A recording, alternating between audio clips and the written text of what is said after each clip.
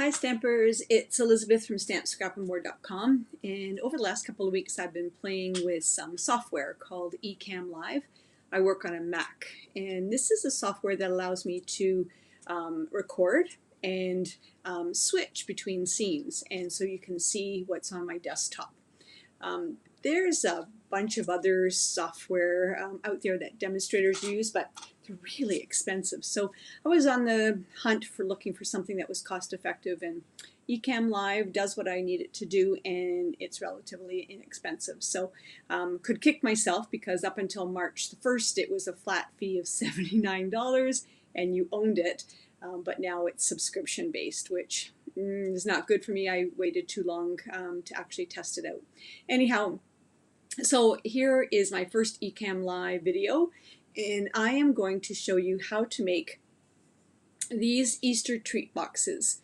Now I'm getting ready for a craft show that's coming up before Easter, and I'm always looking for cute little items that will bring people towards my booth. I'm not necessarily looking at selling product, but it's more or less getting more customers, bringing more customers into my classes, into my events.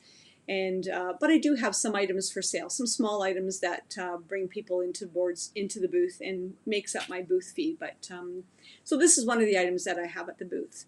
So I'm going to share with you how to make it, and let's get started and hope that this works. Now, this is the one that I've actually already packaged up and made, and it's using the Bow Builder punch, which is retired. It's super cute, and I love it on this project, but we're going to make it again, but instead of using the Bow Builder punch, we're going to use some Stampin' Up ribbon up on the top. And we're going to leave both of these here for inspiration. You're going to start off with a piece of Whisper White cardstock that is 6 by 5.5 inches. The good thing about this project is you can get 2 Easter treat boxes out of one piece of Whisper White, 8.5 by 11 Whisper White. So that's pretty awesome. So 6 inches by 5.5, and on the 6-inch side, you're going to score at 1 1/4 and 4 3/4. And then on the 5.5 inch side, you're going to score at 2 1/8 and 3 3/8. And I have already done that. Next, what you're going to do is, let me just switch some lights around here. Next, what you're going to do is you're going to cut up the score lines. So we're going to cut up that score line and that score line, and then you're just going to make a wedge. And that's just so that the box folds easier. There's less bulk in the corner. And we're going to do on this side. And like that. And there we go. Easy as that. Now, before, I found it easier to actually decorate the box before assembling it. And so we need the cookie cutter builder punch. And here's my black. You need the cookie cutter builder punch. You need some Flirty Flamingo cardstock, and you need some basic black cardstock, and you also need a dark basic black. I'm using the Stampin' Blends. These are for his whiskers. And we just need some scrap. And out of the cookie cutter builder, you need the 2 small eyes here, and you need the heart for the nose. So the 2 eyes are done in black, and the heart is cut out in the Flirty Flamingo. And I'm going to use some Tombow glue, and I eyeball this. It's and in the middle I'm going to put a little dot of Tombow glue, and I'm going to take the nose. Oops. I'm going to take the nose and place it down. Here we go. And then nose is not straight. And then I'm going to do 2 eyes, and again I'm just dot dot. And I'm going to pick it up, and oops, put the eyes down. Probably the hardest part of this box is making the whiskers, because I do that freehand. It's easier to do one side, well for me it is anyhow, it's easier to do one side than it is the other. So I'm going to do one, ooh, those are big whiskers. And then 1, 2, 3. There we go. His whiskers are done. And now you're just going to score or fold along the score lines. You can use your bone folder if you'd like. Now, when assembling the box, I want this edge at the front. I don't want to do it so that this is towards the front, because to me that doesn't look like a finished box. So what you're going to do first is you're going to put some Tombow glue on that edge, and you're going to bring the back towards the front. And you're going to just hold that. I like the Tombow glue. It's you need a Tombow glue or a tear and tape. Did I mention that this is the thick Whisper white cardstock I'm using? If I didn't, it is. You need something that has a little bit more strength to it. Tombow glue is super adhesive, sticky once it's cured. You can use that, or you can use the tear and tape. You need something that, by the time you get the little Easter eggs in here and the basket wrap, etc., etc., you need something that has some strength to it. Now we're going to adhere the sides.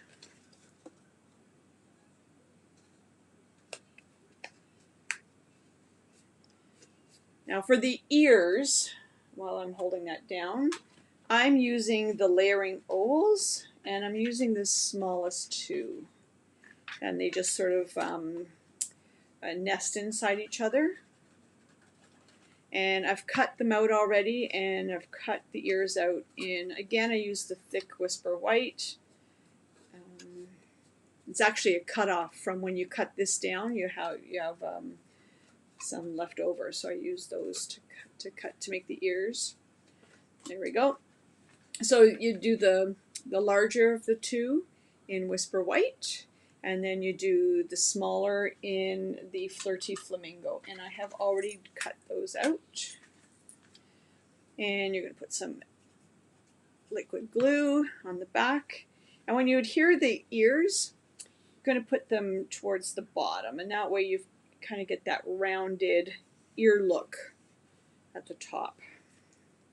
Does that make sense? I think it does. And I'm going to adhere those to the bottom. Now I'm going to again eyeball it, and I'm going to attach one ear like that, and the other ear here, and I forgot to get something out to show you. Hopefully I know where it is. I do. Now we're going to attach the ribbon, and this time I'm going to use the Night of Navy gingham ribbon. I love this ribbon. Oops, not doing a very good job at a bow here, Elizabeth.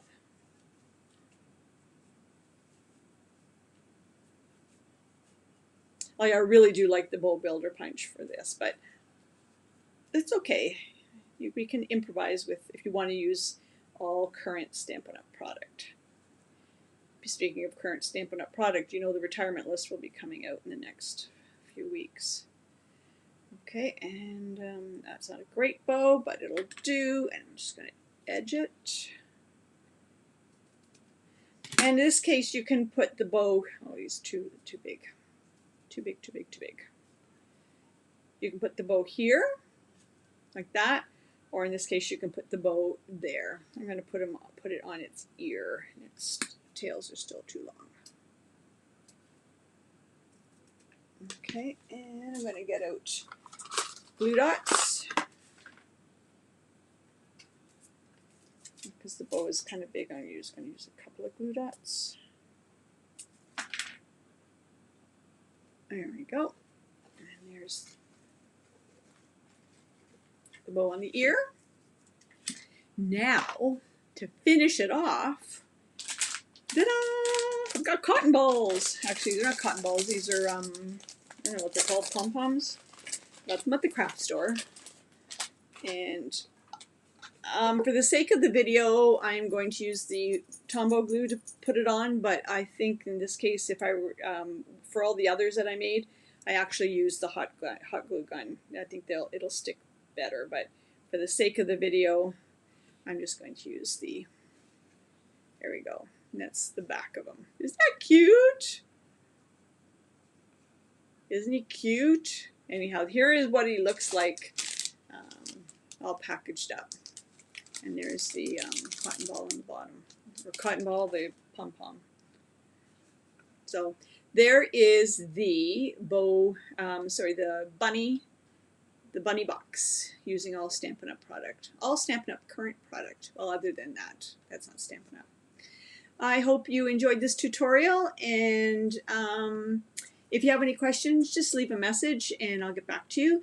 And this is my first test with eCam Live. Yay, it worked. Have a great day.